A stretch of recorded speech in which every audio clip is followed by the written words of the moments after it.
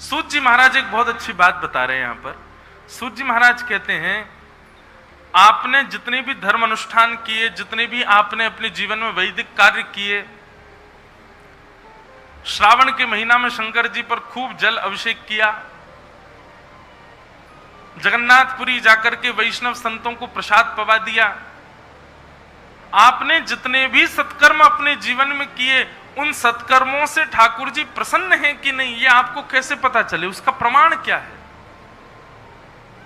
हमारे द्वारा किए गए दान पुण्य अनुष्ठान एवं धामों की यात्रा, मंदिर निर्माण, गरीब कन्याओं का ब्याह, गरीब बालकों के लिए विद्यालय, संतों को भोजन प्रसादी, ब्राह्मणों को दान दक्षिणा, ये सब ठाकुर जी इससे प्रसन्न हैं कि नहीं, ठाकुर जी ने स्वीकार किया है कि नहीं, इसका प्रमाण क्या है? तब प्रमाण के रूप में श्री सूत जी महाराज कहते हैं, धर्म स्वनिष्ठित पुंसाम विश्वक्सेन कथा सुयः नोत्पादये दधिरतिम श्रम एव ही केवलम। सत्संग के प्रति रुचि होना, ठाकुर जी की लीला सुनने के प्रति रुचि होना, हमारे धर्म शास्त्रों की कथा सुनने के प्रति रुचि होना, ये इस बात का प्रमाण है कि हमारे द्वारा किए गए धर्म अनुष्ठान से ठाकुर जी प्रसन्न हैं। समझ में आई बात?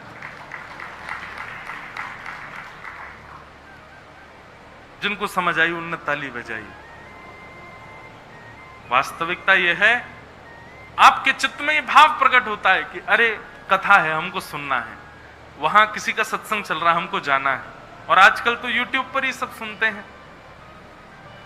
महाराज जी के सत्संग सुनना है, उनका सत्संग सुनना है, उनके भाव सुनने हैं, उनकी वाणी सुननी है। ऐसी वाणी सुनने के प्रति भाव जगना जो भगवत प्रीति कराते हो, भगवान की ओर समीप ले जाते हो, ऐसी भावना चित्त में बनी रहना कि हम कुछ सुने, हम कुछ ठाकुर जी की ओर समीप जाने के भाव सुने। ये भावना जिसके चित्त में प्रकट हो रही है, ऐसे व्यक्ति के किए गए धर्म अनुष्ठान, तीर्थ यात्रा आदि, उन सबको ठाकुर जी प्रसन्न होकर स्वीकार कर चुके हैं, इसीलिए उसके मन में भाव प्रकट हो रहा है। आप अपनी इच्छा से सत्संग सुन ही नहीं सकते, क्योंकि सत्संग सुनने से ठाकुर जी से प्रेम होता है, और आप अपनी इच्छा से ठाकुर जी से प्रेम नहीं कर सकते। ठाकुर जी जब आपको चुन लेते हैं कि मैं चाहता हूं ये मुझसे प्रेम करे, तभी आपके चित्त में सत्संग के प्रति रुचि बढ़ती है।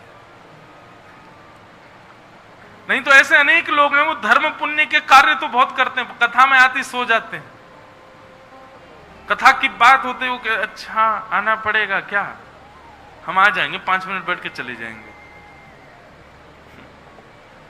बुरा नहीं मानना। राज सत्ता के लोग जो होते हैं, कोई बैठा हो तो सॉरी, हाँ, राज सत्ता के लोग कितने पुण्य के काम करते हैं, मंदिर बनवा देंगे, स्कूल बनवा देंगे, बच्चों के ब्याह करवा देंगे, कितना कुछ करते हैं।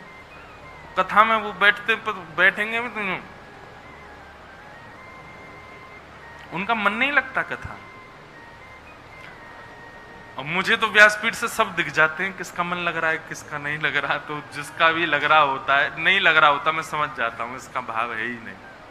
ठाकुर जी चाह ही नहीं रहे कि ये सुने। कभी कभी तो लगता है अरे सुन ले, बहुत अच्छी बात कह रहे हैं हम, ठाकुर जी से प्रेम हो जाएगा सुन लोगे तो।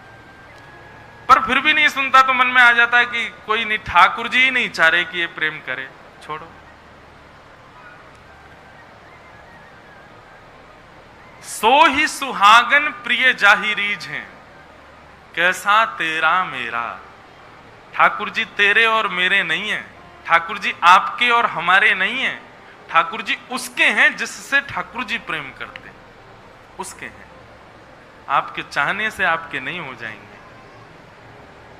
श्री रैदास जी कहते हैं इस बात को मीराबाई से, ले मीरा है गिरधर तेरा। चरित्र आता है मीराबाई का। अपनी मां के साथ प्रवचन सुनने गई हैं मीराबाई, और जैसे ही मीराबाई ने रैदास जी को प्रवचन करते हुए देखा, छोटी सी बालिका हैं अभी मीराबाई, पहले तो सत्संग में जानी लेके नहीं आ रही थी उनकी माता जी, लेकिन जबरदस्ती गई मीराबाई। छोटी सी मीराबाई जाकर के बैठ गई। अब प्रवचन तो क्या समझ में आता, पर मीराबाई के प्रसंग में आता, वो प्रवचन बड़े ध्यान से सुनती थी बाल्यकाल से।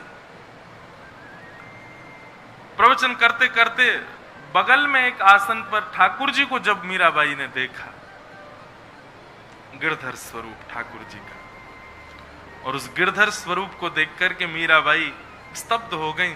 अपनी मैया से बोली, मैया ये कौन है? मां बोली, चुपचाप कथा सुनने देना, अभी क्या? बोले नहीं, बताओ ना ये कौन है। मां ने कहा, बोले ये व्यास जी के ठाकुर जी। बोले नहीं, ये व्यास जी के नहीं है, ये तो मेरे ठाकुर जी हैं। क्योंकि मीराबाई को पूर्व जन्म में जब वो माधवी के रूप में आई थी, तब ठाकुर जी ने गिरिराज जी धारण किए थे, और तब माधवी ने जब उनका दर्शन किया तो भगवान के एक शाप के कारण उनको दिखे नहीं ठाकुर जी। कथा बहुत बड़ी है। तब मीराबाई ने प्रार्थना की कि आप मुझे दिख क्यों नहीं रहे हो? भगवान बोले कि क्योंकि तेने अपनो मोह छुपायो मोते, तेने अपनो मोह ना दिखायो मोए, या हमारी मैंने शाप दे दियो कि तू मेरे रूप को देखवे के काजे तड़पेगी। माधवी ने कहा, नाथ ऐसे मेरी परीक्षा मत लो, मुझे दर्शन दो ना। बोले नहीं, अब प्रतीक्षा कर, कलयुग में तुम अपनी भक्ति से मीरा बन के प्रकट होगी, तब एक संत के माध्यम में तुम्हारे गांव आऊंगा, और जब तुम मेरे स्वरूप को देखोगी तो मेरे स्वरूप को देखते ही तुमको ऐसा लगेगा कि तुम्हारा मुझसे कोई संबंध है। आज आप ठाकुर जी को देखते हैं, ठाकुर जी का दर्शन करते हैं, और आपको ऐसा लगने लगता है कि नहीं, कुछ तो है, कहीं से तो ये मेरे हैं। कई जन्मों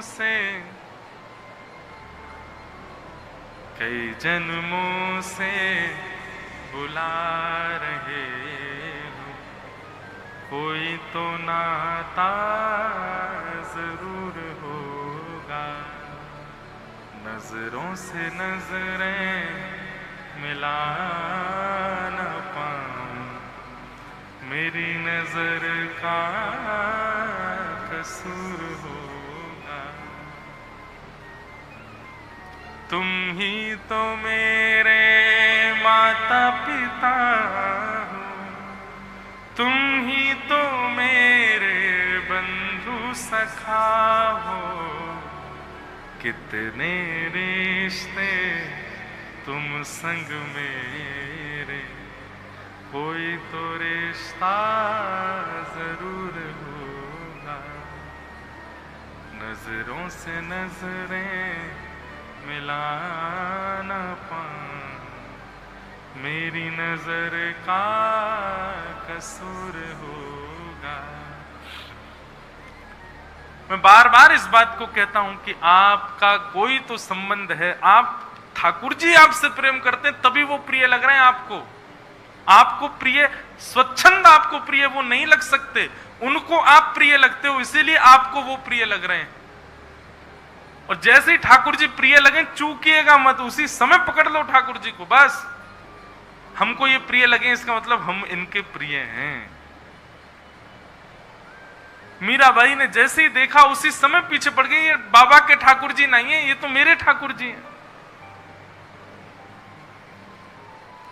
रैदास जी से जाकर के जिद करने लगी मीराबाई, बोले बाबा ये ठाकुर जी तो मेरे हैं। अब किसी के ठाकुर जी मांगोगे, वो कैसे दे देगा अपने ठाकुर जी? रैदास जी बोले, अरे लाली कैसी बात कर रही हुई, मेरे ठाकुर जी इतने वर्षों से मैं सेवा कर रहा हूं।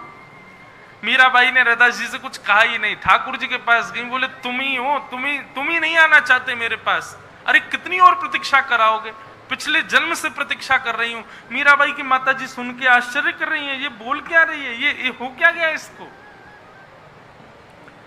3 दिन के लिए अन्न जल का त्याग कर दिया, भूखी प्यासी मीराबाई अनशन पर बैठी। बोले याद अब मैं नहीं आऊंगी आपको लेने के लिए, मैं नहीं आऊंगी आपको पाने के लिए, आप आओ मेरे पास, और नहीं आए तो अपने प्राण त्याग दूंगी।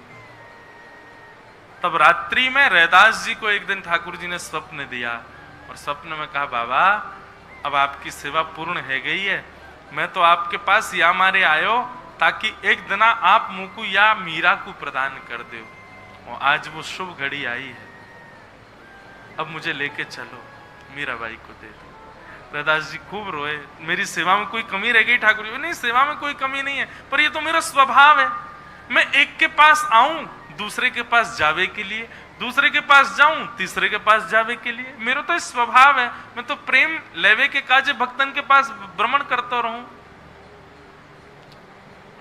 श्री गोपाल भट्ट गोस्वामी जी के हृदय भाव से ठाकुर जी शालिग्राम से प्रकट हो गए, पर गोपाल भट्ट जी सेवा करते रहे। सेवा करने के पश्चात कुछ समय बाद तो ठाकुर जी को अपने शिष्यों को पधरा दिया।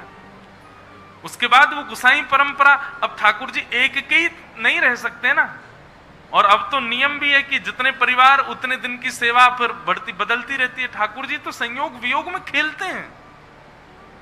आज मेरे माथे श्री गिरधर लाल जी विराज गए, पर एक दिन मुझसे कहीं ना कहीं जाएंगे, किसी ना किसी और किसी, भले ही परिवार में ही किसी के पास जाएं, पर सेवा तो किसी और से करवाएंगे अपनी। ठाकुर जी का स्वभाव है। रैदास जी को ठाकुर जी ने कहा जाकर के मीराबाई को दे दो, और श्री रैदास जी ठाकुर जी लेकर के गए मीराबाई के पास। भूखी प्यासी 3 दिन से बिल्कुल अचेत अवस्था में पड़ी हैं, और जैसे ही श्री गिरधर लाल जी प्रस्तुत किए, चेतना आ गई मीराबाई को। और तब रैदास जी कहते हैं, सो ही सुहागन प्रिय जाहि रीझ हैं, कैसा तेरा मेरा। ठाकुर जी तेरे मेरे हमारे और आपके नहीं होते हैं, ठाकुर जी उसके होते हैं जिससे ठाकुर जी प्रेम करते हैं। ठाकुर जी उसी के पास जाते हैं।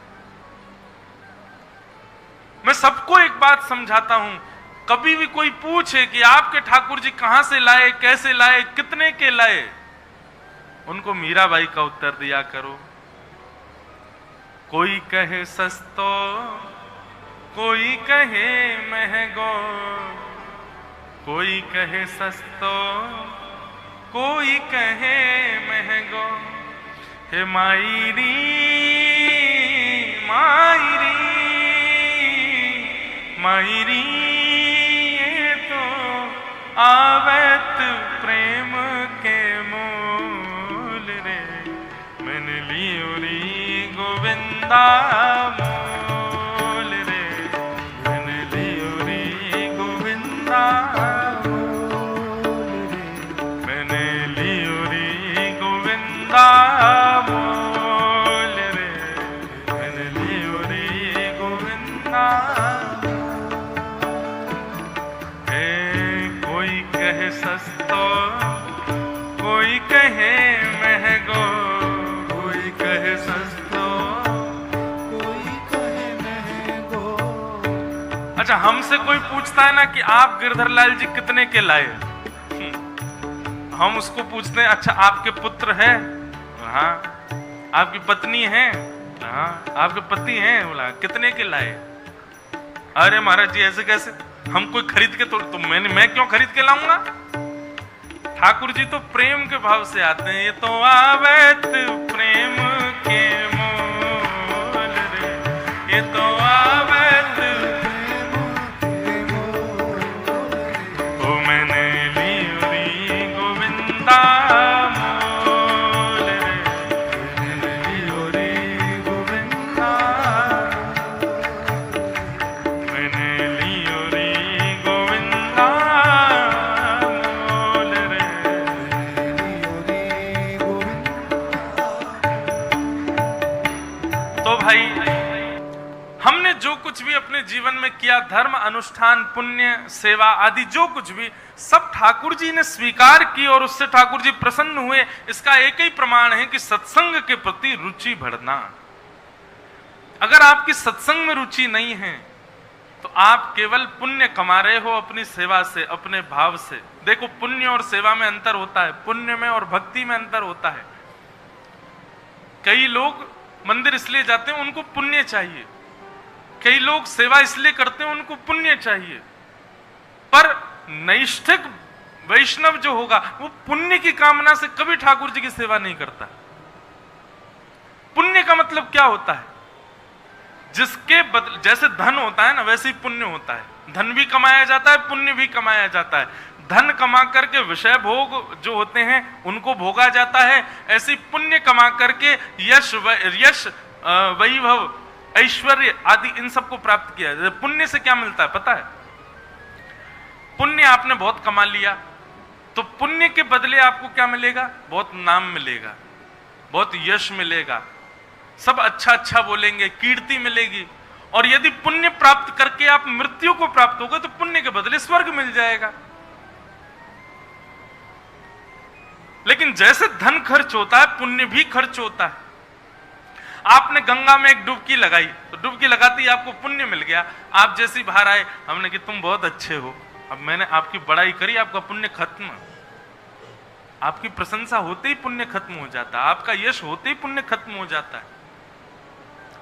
तो कई लोग मंदिर पुण्य के लिए जाते हैं, पर नैष्ठिक वैष्णव जो होते हैं वो पुण्य की कामना से ठाकुर जी के पास नहीं जाते, वो ठाकुर जी से प्रेम करते हैं, इसलिए ठाकुर जी के पास जाते। संबंधों में भी तो ऐसा है कि आप किसी से संबंध इसलिए बना रहे हो क्योंकि उससे आपका कोई काम बन रहा है, तो ये उस व्यक्ति के समान है जो पुण्य के लिए भक्ति करता है। पर कोई व्यक्ति आपके गुण नहीं देखता, आपका रूप नहीं देखता, आपका स्वरूप नहीं देखता, बस आपसे प्रेम करता है, वो प्रेमी ज्यादा श्रेष्ठ है ना। ऐसे ही नैष्ठिक वैष्णव जो होता है वो पुण्य के लिए ठाकुर जी के पास नहीं जाता, बस सदा मुझसे ठाकुर जी राजी रहें, मैं इनकी सदा सेवा करूं, इसके बदले मुझे कुछ नहीं चाहिए।